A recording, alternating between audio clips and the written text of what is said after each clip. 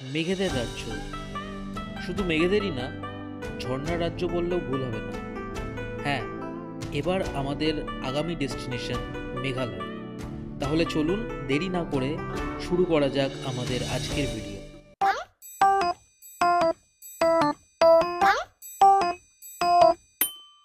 এখন রাত 9:30 আর আমরা চলে এসেছি জোরহাট আইপিএসটিসি বাস স্ট্যান্ডে। মেঘালয় যাওয়ার জন্য আমাদেরকে প্রথমে যেতে হবে খানাপাড়া। খানাপাড়ার জন্য আমরা রেড বাস থেকে বাস বুক করে নিয়েছিলাম। আমাদের বাসের টাইম ছিল 9:45, কিন্তু বাস এসে পৌঁছালো 10:30টায়। কাল সকাল 5:30টায় আমরা খানাপাড়া গিয়ে পৌঁছাবো। রেড বাস থেকে বাস বুক করলে খরচ হয়তো একটু বেশি হয়, কিন্তু পছন্দের মতো বাস এবং বাসের সিট বেছে নেওয়া যায়। বাসের খরচ পার হেড আমাদের পড়েছিল প্রায় 600 টাকা। যেহেতু বাসের জার্নি, এতটা পথ তো আমার পক্ষে বসে বসে যাওয়া সম্ভব ছিল না, তাই আমি শুভকে বললাম স্লিপার বুক করতে। তো এখন টাটা, গুড নাইট, দেখা হবে আবার কাল সকালে। সকালে ঘুম থেকে উঠে দেখছি বাইরে প্রচণ্ড বৃষ্টি। কাল বাস লেট থাকলেও সকালে কিন্তু সঠিক সময় আমরা ঢুকে পড়েছি খানাপাড়াতে। আমাদের গাড়িও সঠিক সময়ে চলে এসেছিল খানাপাড়াতে, তাই আমাদেরকে আর অপেক্ষা করতে হয়নি গাড়ির জন্য। বাইরে এতটাই বৃষ্টি ছিল যে বাস থেকে নেমে ভিডিও করার মতো পরিস্থিতি ছিল না। বাইরে এত বৃষ্টি দেখে আমাদের সকলেরই মন হয়ে গেল খুবই খারাপ, কারণ যদি এরকম ওয়েদার থাকে তাহলে তো ঘোড়া লাটে উঠে গেল। এই নিয়ে ভাবতে ভাবতে হঠাৎ দেখি কোথায় বৃষ্টি, না বৃষ্টি না মেঘলা ওয়েদার, চারিদিকে ঝলমলে আকাশ ও ফুরফুরে পাহাড়ি ওয়েদার। কাল রাত থেকে জার্নি চলছে আমাদের, আর এখন সকাল 7টা বাজে। প্রচণ্ড খিদে পেয়েছে সবার, কিন্তু দুর্ভাগ্য যে সকালে কোনো হোটেল বা দোকান আমরা খোলা পাচ্ছি না। অবশেষে একটা হোটেল খোলা দেখে চট করে সেরে নিলাম আমাদের ব্রেকফাস্টটা।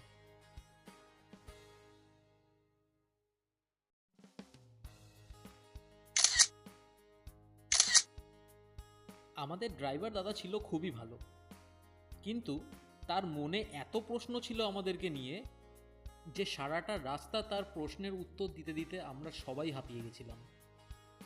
একটা সময় পর আর ভাল লাগছিল না, মনে হচ্ছিল যে बताता नहीं तू साला कुछ नहीं बताएगा तू कुछ नहीं बताएगा तू बाहर निकल माना बाहर निकल कुछ नहीं बताऊंगा चुप चुप রাতে স্লিপার বাসে আসলেও ঘুম কারোরই ঠিকমতো হয়নি, তাই আমরা সকলেই খুব টায়ার্ড ছিলাম। কিন্তু আশেপাশের এই মনোরম প্রাকৃতিক দৃশ্য দেখে আমাদের ক্লান্তি ভাব একেবারেই চলে যায়। কলকাতার পলিউশন থেকে দূরে এই পাহাড়ি আবহাওয়ায় এসে যে কতটা ভালো লাগছে সেটা ভাষায় প্রকাশ করা সম্ভব না।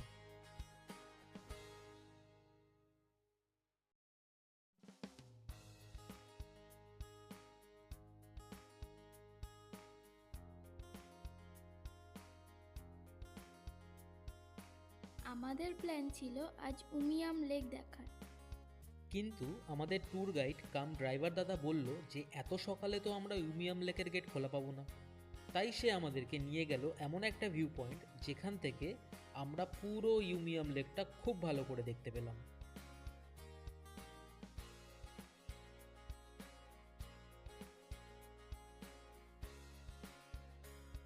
এই ভিউ পয়েন্টের দৃশ্যটা ছিল সত্যি অসাধারণ। জায়গাটা এতটাই ভাল লাগছিল যে আমরা অনেকটা সময় এখানেই কাটিয়ে দিলাম। এই উমিয়াম লেকের আরেক নাম বারাপানি। এটি একটি কৃত্রিম উপায়ে তৈরি জলাধার। 1960 সালে জলবিদ্যুৎ প্রকল্পের জন্য এটিকে বানানো হয়েছিল। এই লেকের আরেকটি বিশেষ আকর্ষণ হলো এখানকার water sport and adventure. Umiam লেককে পিছনে ফেলে রেখে এবার আমরা এগিয়ে গেলাম শিলং গল্ফ কোর্সের দিকে।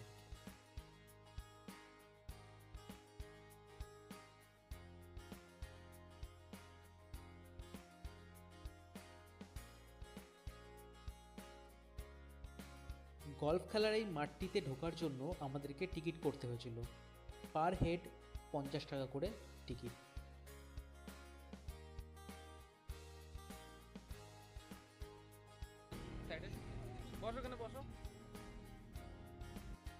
এরপর আমরা এক এক করে লেখাটার সামনে দাঁড়িয়ে ফটো তুলে নিলাম।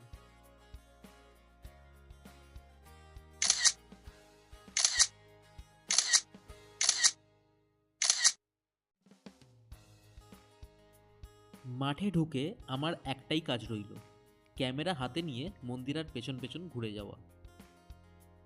সে এখন তার আসল রূপে ফিরে এসেছে। রিলস বানানোর জন্য নানাভাবে সে ভিডিও তুলতে লাগলো।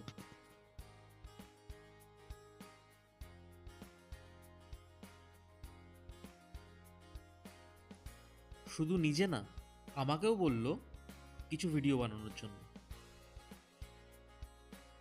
আমরা ছেলেরা আর কি করব, তাই এটা ছাড়া আর কিছু করার কথা ভেবে পেলাম না।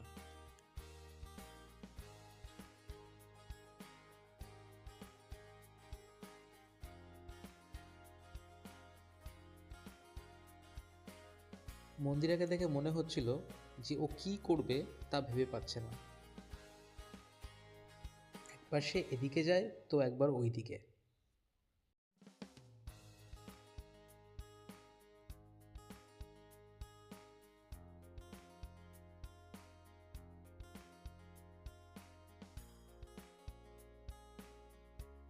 শরীরের যেটুকানি ক্লান্তিভাব ছিল এই গলফ মাঠে এসে তার পুরোটাই চলে গেল। পুরো মাঠটাই ছিল মালভূমির মতো উঁচু নিচু, যা দেখতে খুবই ভালো লাগছিল। গলফ খেলার এই মাঠটি আয়তনে ছিল বিশাল বড়।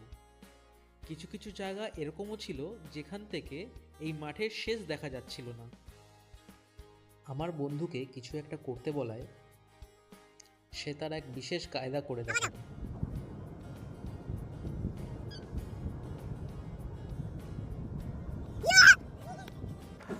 बहुत बुरे लग रहे, तौबा तौबा तौबा, सारा मूड खराब कर दिया। গলফ মাঠে এসছি আর গলফ খেলা দেখব না তা কি কখনো হয়? তাই সবাই মিলে কিছুক্ষণ দাঁড়িয়ে দাঁড়িয়ে গলফ খেলা দেখলাম।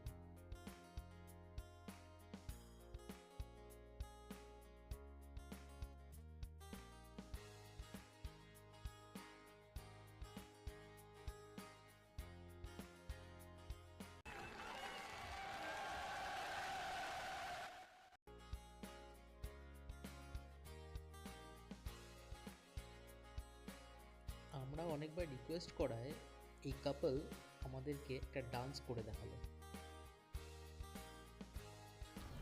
बेटा तुमसे ना हो पाएगा।